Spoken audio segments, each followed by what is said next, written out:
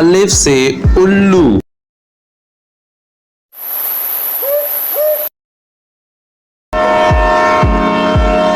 अलिफ मद आ से आम।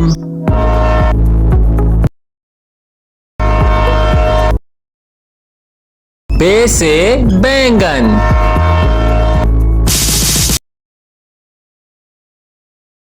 पे से पपीता।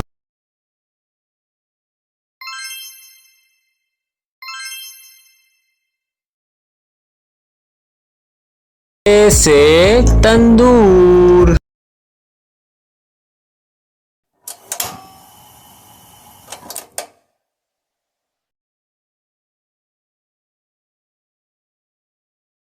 टी से टोकरी।